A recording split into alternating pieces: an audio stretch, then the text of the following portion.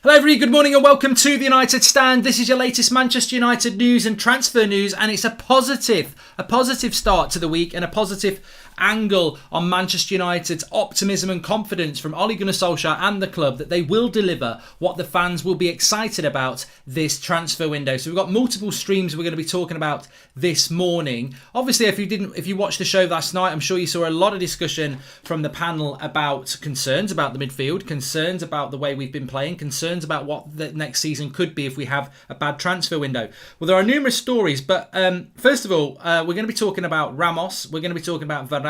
We're going to be talking about why Solskjær is actually very optimistic at the moment. Also, a new right back being targeted as well, and an interesting bit from the Manchester Evening News about Solskjær's sort of priorities and what he wants and what he expects this summer. But also, I did speak to somebody this morning.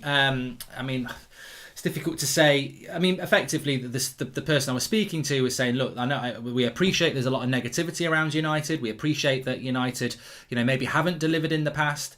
But, a little bit of patience is going to pay dividends with United fans over the next 6 weeks. I think they're going to be very happy about some of the things we're going to do. Now, United do put a positive spin on things. I've been in this situation before where conversations have been had about, we're optimistic about what we're going to do. And that's normally United's stance. That's normally United's stance, is that it's very much about what they think. We think we're on the right track. We think we're doing the right things. But there seems to be a change in what United is saying, and I'm sure you see it from other outlets as well, that United are talking about, we believe that we're going to make the fans happy this summer. So look, whether what they think is happy is what's going to make you happy, we'll have to wait and see. But there is an optimism, and Solskjær is apparently very optimistic as well about what could be heard.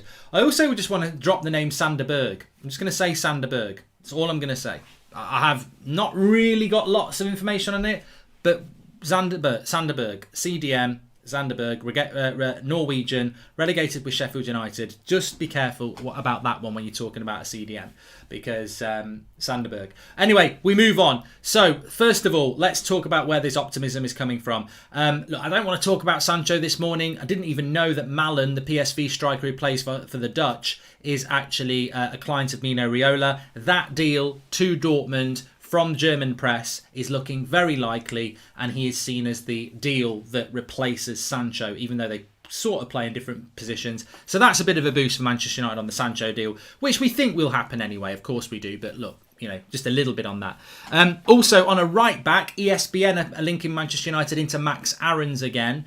We know that with Trippier, we're going to get priced out of the market, but Max Aarons has been linked to United again.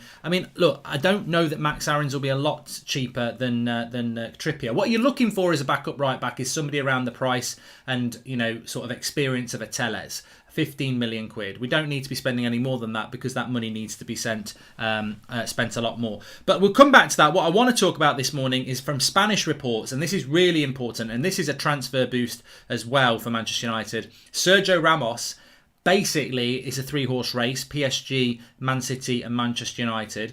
PSG way out in front and deemed to be the club that Ramos will go to. They've made the best offer. Ramos is interested in that. If he did come to England, apparently he'd come to United because of the history and the status of the club. But PSG looks like the place where Ramos is going to go. Leans back in his chair. Because, of course, if Ramos goes to PSG, then Ramos is therefore a new centre-back for PSG. Do PSG need to go and get Varane when they've got Ramos and they've got Kimpembe and they've got Marquinhos? Why would you need 4 top-class centre-backs at PSG when realistically you only play a maximum of 10 difficult games a season? You play Lille twice and then 8 Champions League games. So they don't need to go and get Ramos and Varane. So if they get Ramos and they don't get Varane, that leaves Manchester United with a clearer path to Varane.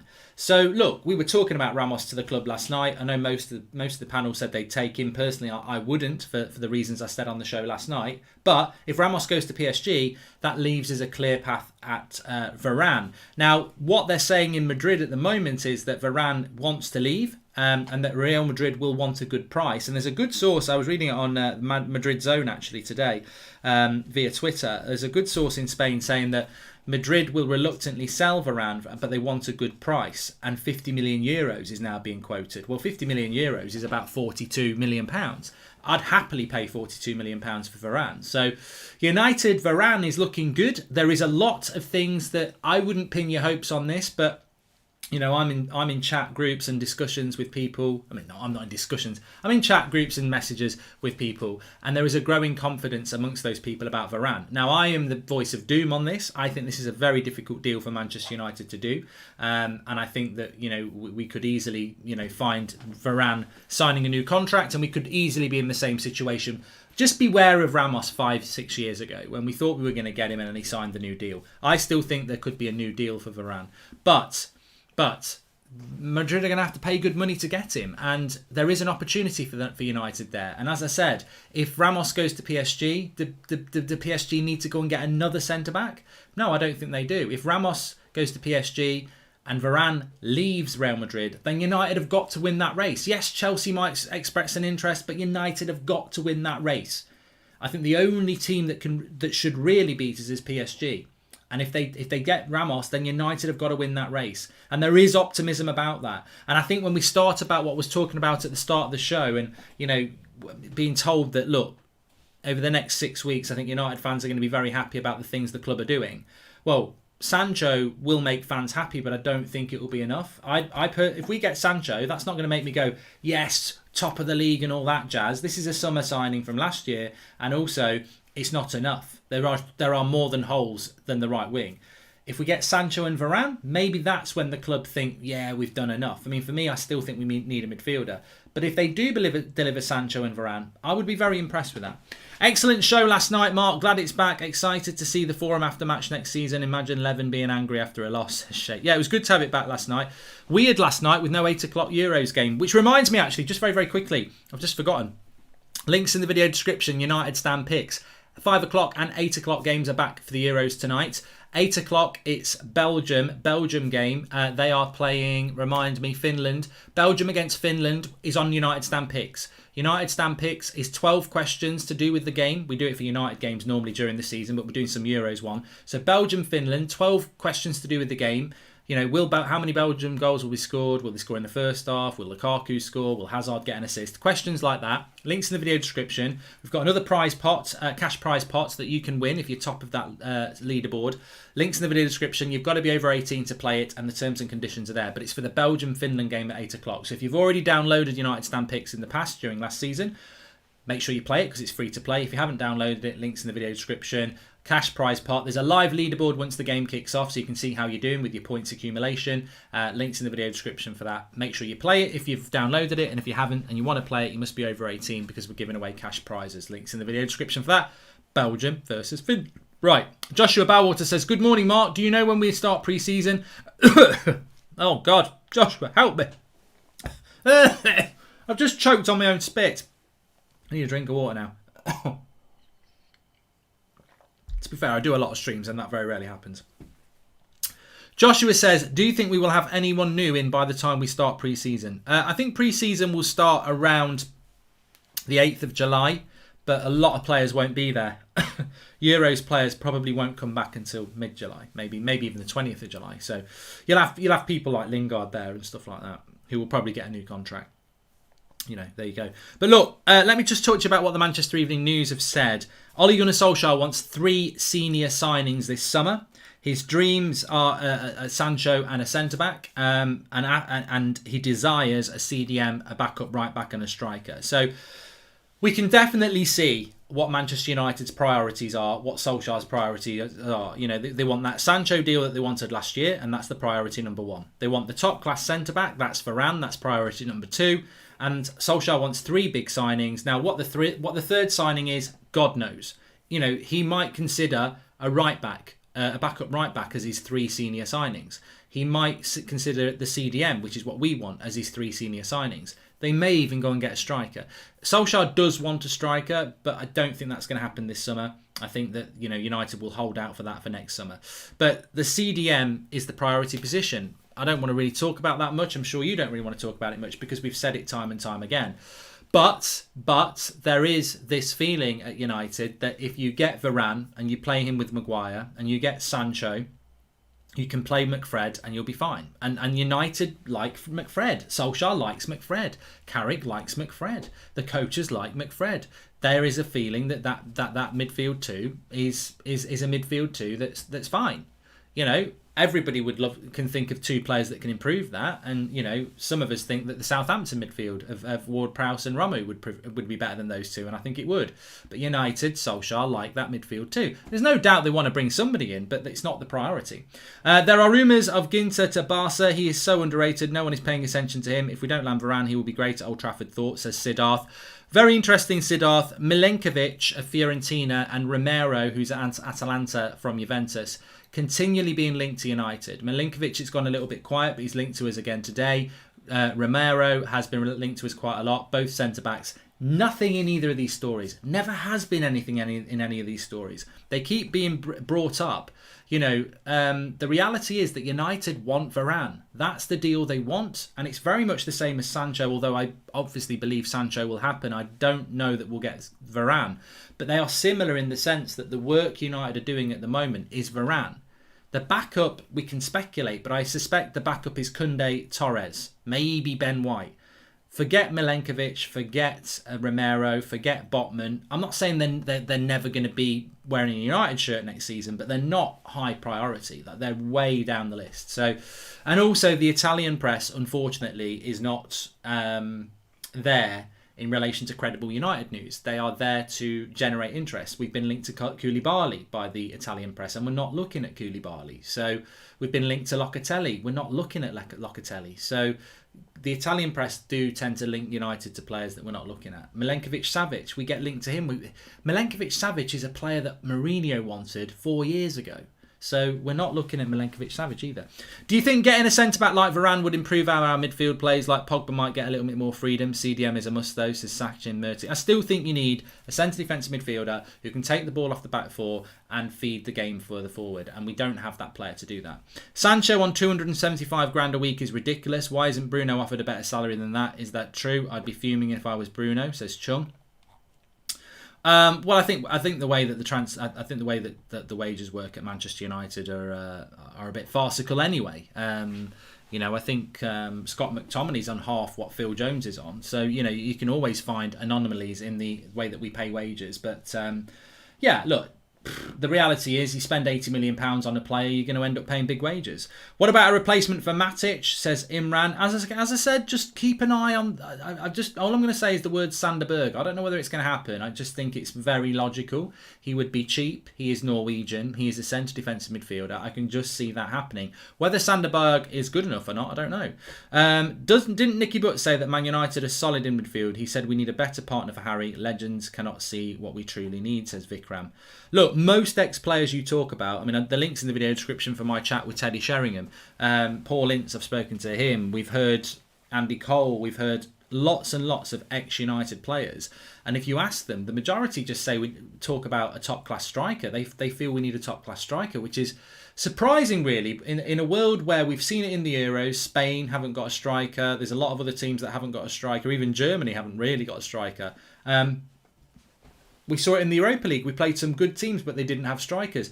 If you haven't got a good striker, you don't score goals. United actually have got a striker to score goals, Cavani. But we are obsessive about a striker. You know, most of our ex-players, most pundits, one of the first things they talk about with United is a striker. And Solskjær is obsessed with buying a striker. He wants a striker. As I said before, if United had 150 million quid and they said, look, we can get Kane, but you won't get anything else, I think he'd get Kane. Solskjær would love a striker. He wants one. It's not going to happen. I mean, God, if we sign Josh King on a free, I think I'm going to cry. But yeah, it's not. It is something that Solskjær wants to do and what United want to do. But as I said, Sancho's the priority. Varane or a centre back is a top class centre back, and there will be a third signing. There may not be a fourth. There will be a third signing. What that third signing will be will dictate this summer to me. It should be a CDM. If we get a CDM and it's a good CDM, I think that's a good summer, especially if you keep Pogba. What a summer that would be. Sancho, Varane, top-class CDM, keep Paul Pogba, let's move, let's go. Advath says, do you think we should be getting excited for the Varane deal now, Mark? I've said it before. I think if United were to get Varane, it would be the biggest deal of the summer. Not in relation to status. He's not going to sell the shirts that Sancho's going to sell, or Ronaldo, or even a top class CDM. And I'm not saying we're getting Ronaldo, by the way. In relation to Ronaldo, just a quick update. This is well known in the industry, and people can believe it if they like or not. Juventus want to move Ronaldo on, and Juventus really want Pogba. Juventus would like to do a deal with Manchester United involving Pogba going to them and Ronaldo coming to us. Juventus would like to do that deal. Whether Pogba would like to do that deal and whether Ronaldo would like to do that deal, well, that's the biggest thing in the world. But Juventus would, and openly in the industry, would like to do that deal. United, I don't think, do want to do that deal. But, so look, Ronaldo, Sancho, they're going to sell a lot more shirts than Varane. But for me, Varane would be the most impressive deal United could do this summer, because he's a top-class centre-back. He's leaving Real Madrid when they don't want him to go. It would be one of the first times we've taken a world-class player from a world-class club that doesn't want to leave. I mean, the last time we sort of did it was Pogba, that doesn't want them to leave. Juventus didn't want Pogba to go, and he was a world-class signing. And the same with Varane. To do those... That Pogba deal was very impressive, by the way. It was very impressive. And that's probably the most impressive deal we've done in a long time. There will be competition for Ram. Is it worth to make Pogba the highest paid player in the Prem, or do we let him walk for free? Tough decisions for United, says AJ Flores. Well, I saw, I think it was Paul Robinson, one of our moderators, was saying last night that he can see United making a ridiculous wage offer to save face. And, that's an interesting angle, because United let Pogba walk out the door for nothing once before. He's a year away from doing it again. How do United stop that happening? Well, they're going to have to give him and Riola stupid money, and they'll do it. They'll do it to make themselves look good, and we'll be very happy to keep Pogba. But I sort of hope that Pogba doesn't do that, because if Pogba's staying for the money, then that makes him a mercenary, and I don't think Paul Pogba is a mercenary. I think Paul Pogba wants to win things. Look at him with France. He loves it. So I hope that doesn't happen, but would you put it past Man United offering 400k a week to keep Paul Pogba? I mean, we've already paid that before for Sanchez. Is he worth 400k a week? No, he's not. Not in a United shirt, he's not. He's, 5 years he's been here.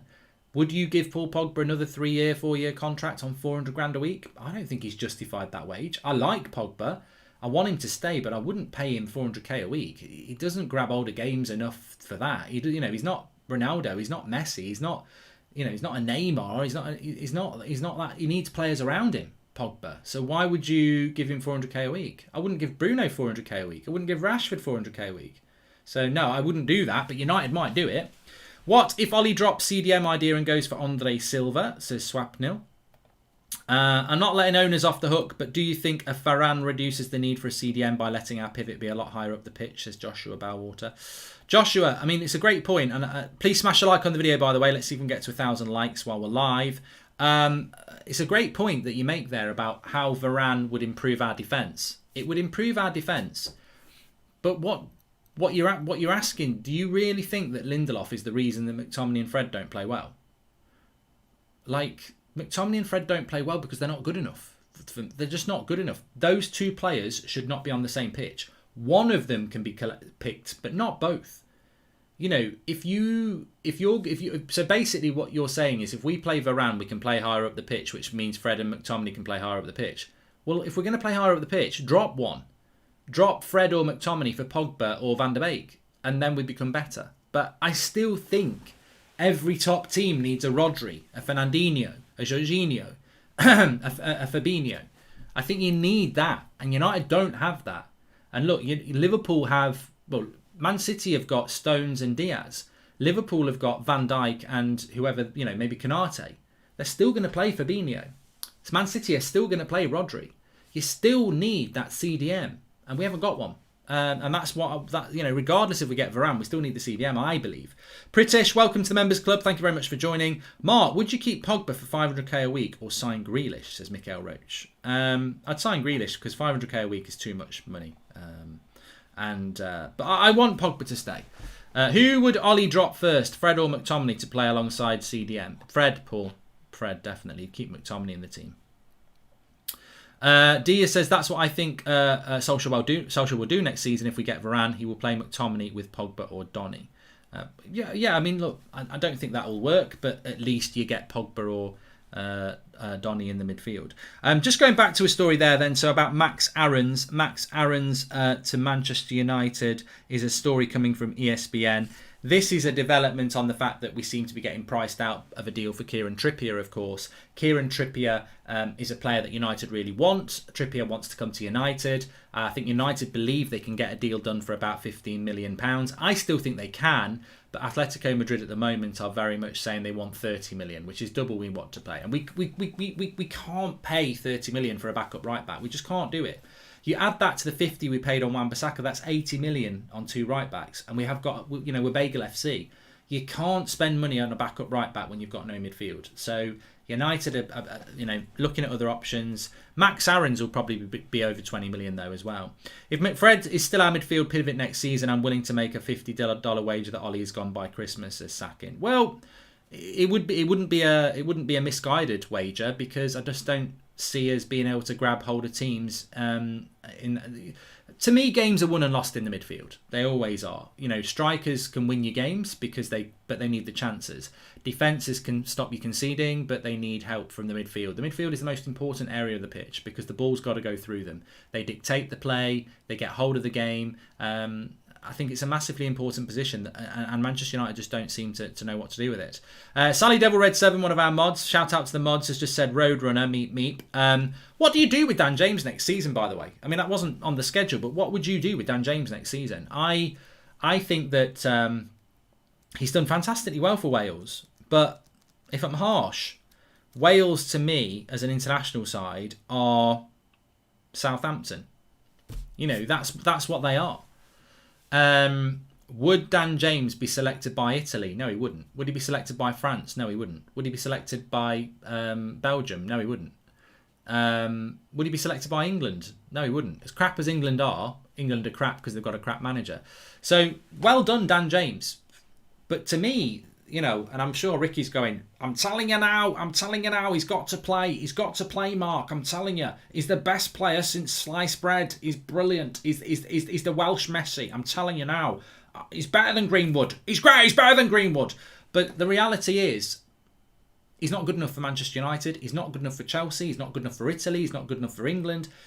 He is good enough for Wales. And Wales, to me, are a mid-table Premier League club, which I think Wales would take that as a compliment. They know they're not the powerhouse. They know they wouldn't be a top 6 club in a Premier League equivalent. So, therefore, Dan James is a player that plays for Southampton. He's a player that maybe plays for Leeds. And the reason for that is because Meep Roadrunner is actually an endearing term.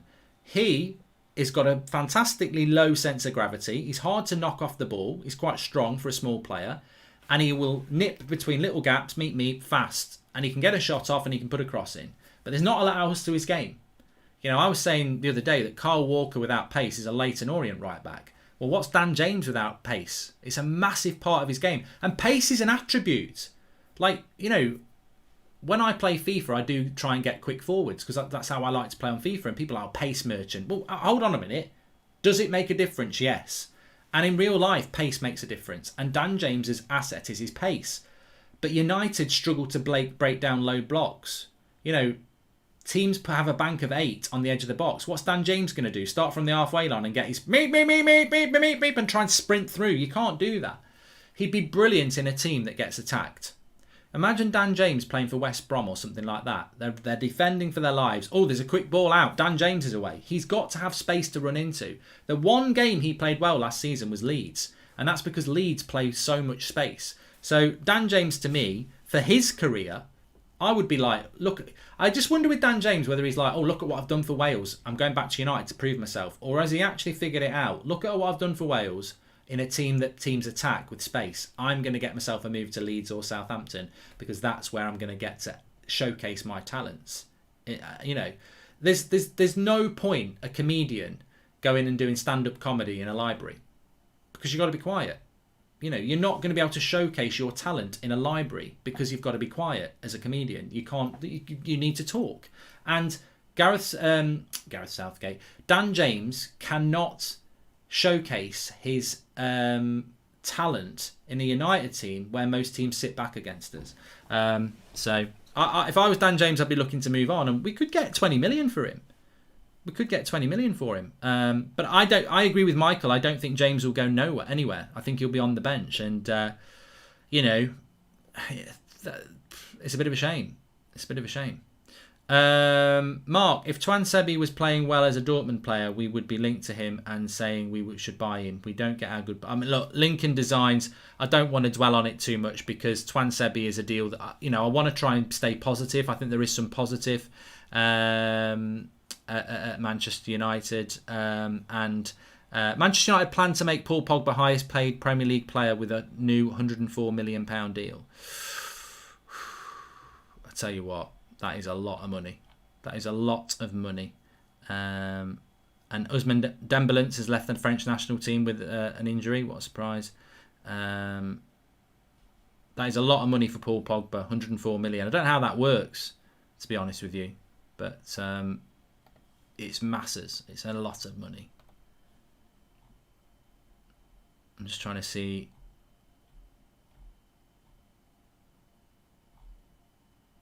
430k a week it would be for Pogba. That's just silly. It's absolutely silly. If there's anything in that, that's true. That's true. It's just stupid.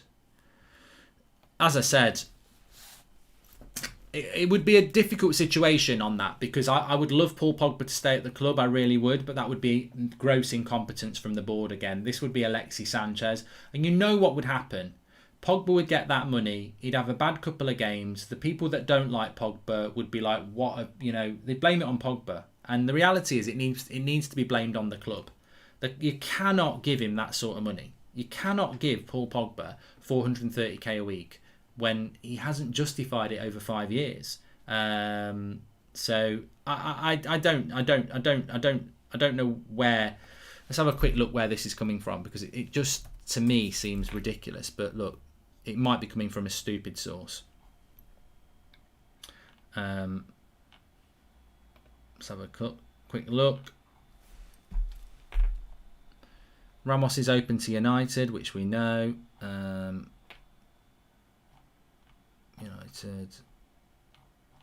Where's this Pogba thing? Barcelona, Fiorentina, PSG, Dortmund. I mean, it's coming from the fucking Sun. Bloody man. People are saying it's from Manchester Evening News. United plan to make Paul Pogba highest paid Premier League player with new deal. United are keen to ensure they don't lose Paul Pogba for free next summer and reportedly prepared to make him the highest paid Premier League player as a result. The Sun suggests United are willing to offer him 400 grand a week over the next 4-5 years. And who wrote it in the Sun? Let me tell you. Unless it's Neil Custis. No, it's not. Yeah, I think we can park that under bullshit. Absolute bullshit. I've been trolled there because there's an account on Twitter which I follow which does good United news, and they basically told that story but they've put Manchester Evening News. That's not how you report it, people. If you're going to put that story, you'd put Manchester Evening News via the Sun. You can't associate that as Manchester Evening News. They're not saying that. That's not Samuel Luckhurst or any Richard Fay or any other journalist from Manchester Evening News. That's Manchester Evening News aggregation page quoting the Sun. Bullshit. Absolute stupid story. At least we got to the bottom of that. This is what can happen when you're live. So yeah, we can all rest easy now. God, if everything the Sun said was going to happen, we'd be bankrupt, winning the league, and have Ronaldo and Messi up front. So I think we can be absolutely fine with that there. Anyway, look, there we are. Thanks everyone for watching this morning. The day ahead, if anything breaks, obviously we'll go live. 7 o'clock show tonight because there's 5 o'clock and 8 o'clock watch-alongs, which I'll be doing on Mark Goldbridge That's Football, as always. So make sure you tune in for that. The Euros are back. 3 massive days in the Euros. Everybody's team Denmark tonight, surely. We want to get Denmark through. They deserve it. But yeah, you can play United Stand Picks, which is going to be for the Belgium-Finland game. 12 questions. We've got a cash prize pot again. 12 questions. You've got to be over 18 to play because we are giving away cash prizes. There'll be a live leaderboard once that kicks off at 8 o'clock. If you've already downloaded United Stand Picks, make sure you play it because it's free. If you haven't, the link's in the video description. 12 questions. You get points for every question you get right. So will Lukaku score yes or no? If you get yes, you get the points. People at the top of the leaderboard get the cash prize pot, which is you've got to be over 18. Terms and conditions. Have a great day, everyone. Paul Robinson says it as well. Thanks everyone for watching. Make sure you smash a like and subscribe. And check out last night's show if you didn't see it with the panel. Fantastic show with the crew. And I'll speak to you all in a bit.